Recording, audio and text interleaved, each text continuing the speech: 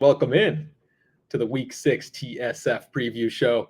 My name is Safwan Alvi, and I am joined, as always, by my partner in crime, the dawn of high school football, the guru, aka the Shuru. His name is Greg Shoemaker, and we are tristatefootball.com. Be sure to follow us on all of our social media platforms. The venue formerly known as Twitter and Instagram at TS Football. Again, that's at TS Football. You can also like us on Facebook at tristatefootball.com. And Greg, as we get ready to preview week 6 here in the tri-state area, the season is 50% done. We are at the halfway point, looking at the back half of the schedule. And when talking about this week 6, right, this walkthrough Wednesday that I like to call it, right, getting ready for the kickoff here in just under 48 hours, the GCL South has to be leading off, right? We have all of the GCL South teams in action and playing against each other. And it has to start off with the number 1 ranked team in our Blitz 5 Top 25 taking on our number 9th ranked team in our Blitz 5 Top 25. The Moeller Crusaders taking on the LaSalle Lancers, Greg. And there's so much to get to in this game. This game will be played at LaSalle High School. LaSalle coming in undefeated in the season. Moeller coming in with 1 loss. That was at Mallard Creek a couple weeks ago. But also Moeller coming off that big, game of the century type of game against the St. Xavier Bombers, 45-37. They won that game. And there's so much, again, like I said, to get to. Matt Ponatoski is setting records over there at Moeller High School, and he's only a junior with these records. Greg, talk to me about this young man in the number 1 ranked Crusaders in GCL South play. And he threaded the needle last week at St. Xavier with 4 touchdown passes in the first half, and just a fantastic. He just was throwing the ball with such precision. A really good quarterback, and it's so surprising that he's the all-time leader in passing yards and passing touchdowns just halfway into his junior season. This team's really good. They're down to their 3rd running back. Tyler Jocelyn was the guy last week. He had 90-some yards rushing. I think if they can keep the balance, they're going to be pretty good. Now, that said, LaSalle's only given up 10 points per game, but Moeller's scoring 36 points per game. So a real good dichotomy of what's up. LaSalle's their opposition hasn't been great so far to date. So this is their biggest test yet. Yeah, when talking about this game, Greg, number 1 for LaSalle, which it might be obvious, but it has to be there for them to have any chance in this game. They have to limit shooting themselves in the foot, right? The false start penalties on 1st and 2nd down, right? The costly turnovers, right? The pass interferences, right? The little penalties that they are going to try to avoid. It has to be done, right? They have to play almost a near perfect game to try to win this.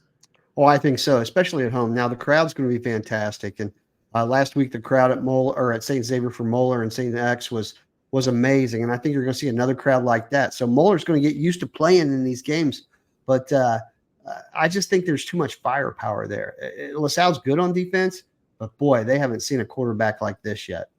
Absolutely. That's a game we cannot look forward to. And how about going to the second half of the GCL South? Number 4, the St. Xavier Bombers taking on number 8, the Elder Panthers. And that game is going to be at the historical venue known as the Pit, right? Another top 10 matchup of our Blitz 5 Top 25. And these are teams kind of going, maybe, Greg, I wouldn't say in different directions. We just talked about St. Xavier losing to Moeller last week. And although Elder won, they played the other St. Xavier, right? The Louisville version of the St. Xavier last week. And unfortunately, they did lose arguably their best player, right? Maddox Arnold, right? We talked about him really early in the season, right? He has a knee injury, just how much of a leader he is, a guy that sets the tone for the team.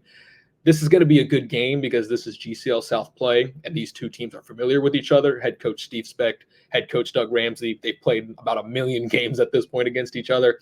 Tough sledding for Elder and St. X, but how do you see this game playing out? Well, I really think that when you get down to brass tacks, it's all about St. Xavier and putting points on the board. I'm not sure if Elder can score at the max that St. X has. They've had 30-point games for 4 weeks in a row, and the last time that happened for this program was in the state championship game in 2020. They hit 40 plus, and then the next 7 or 8 weeks of the regular season in 2021, they hit that 30 plus mark. So I really like X in this game just simply because they can put more points on the board. And my gosh, right now, Chase Herbstreit is just running the ball, and it's a different dimension to this team. it really allows things to open up. And we still haven't seen the best out of Daniel Vollmer yet for St. Xavier.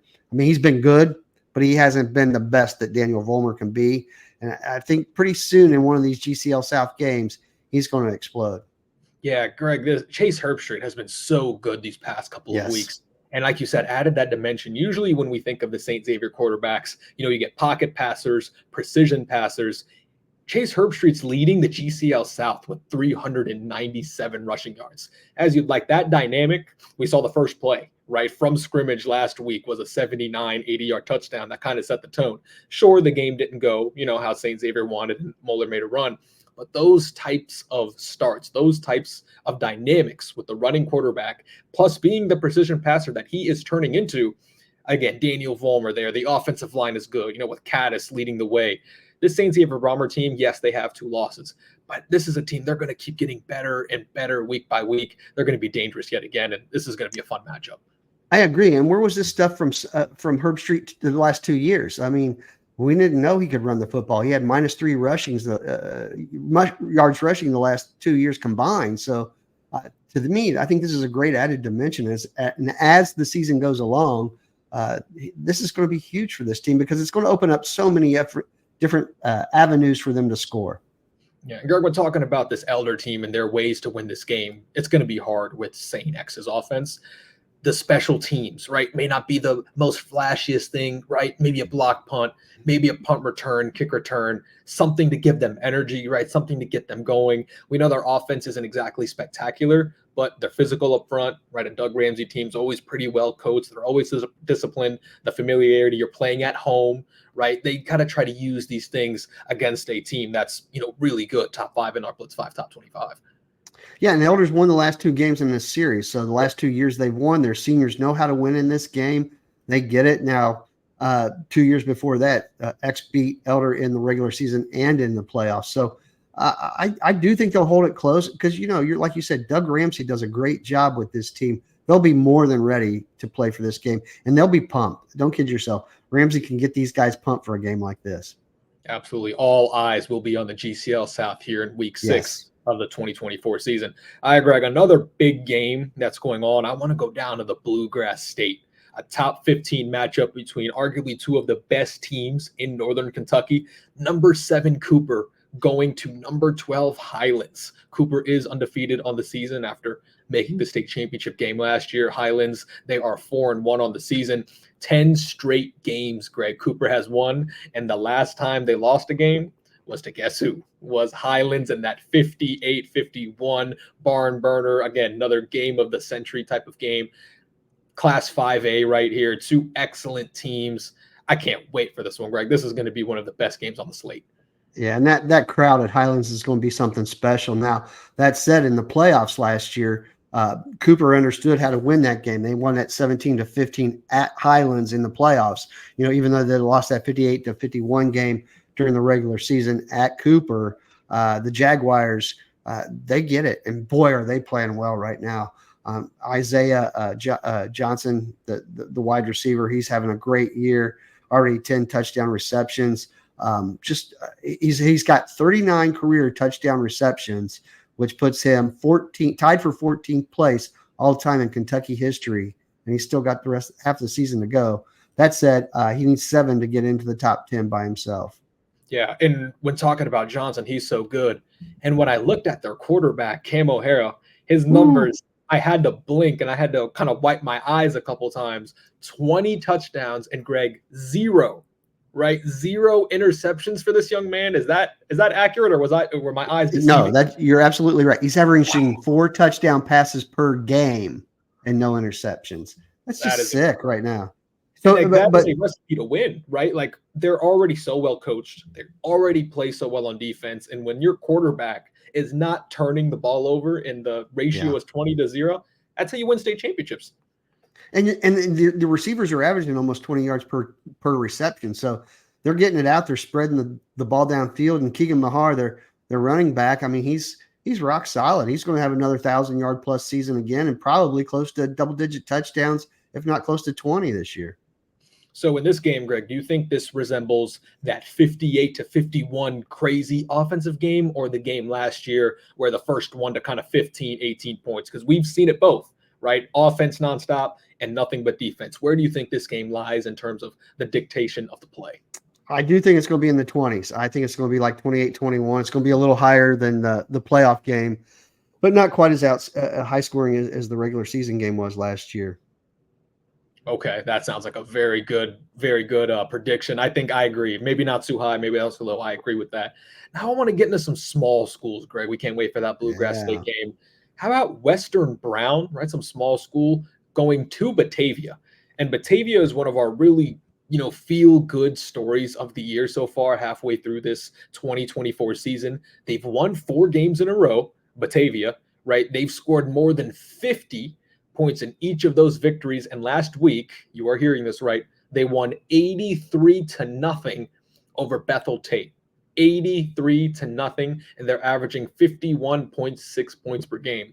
And the ironic thing about this, Greg, is when you think offense and you think high scoring and just nothing but running up and down the field, historically we've thought Western Brown, right? When they have like Drew Novak at quarterback and they're running up and down the field way back when, and all of a sudden now Batavia is on that end, and they're 4-1. They're playing some good football.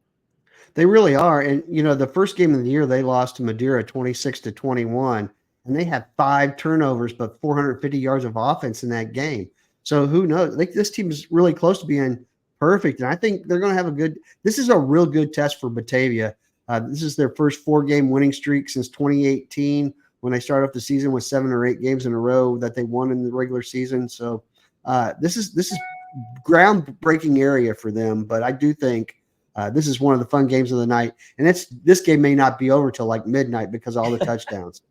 Absolutely. And Western Brown is doing what they usually do, right? They are averaging, about 40 points per game, 39.8, but they are giving up 37 points per game, right? This is kind of who they are. This is who they've been. So again, if you want offense, if you want fireworks everywhere, Western Brown at Batavia, that is the game for you. And all right, Greg, I do want to hit on a couple of other matchups going around in the GMC, the ECC. How about number 2 Princeton, right behind Moeller in our Blitz 5 top 25? They are going to number 15 Hamilton, the Big Blue.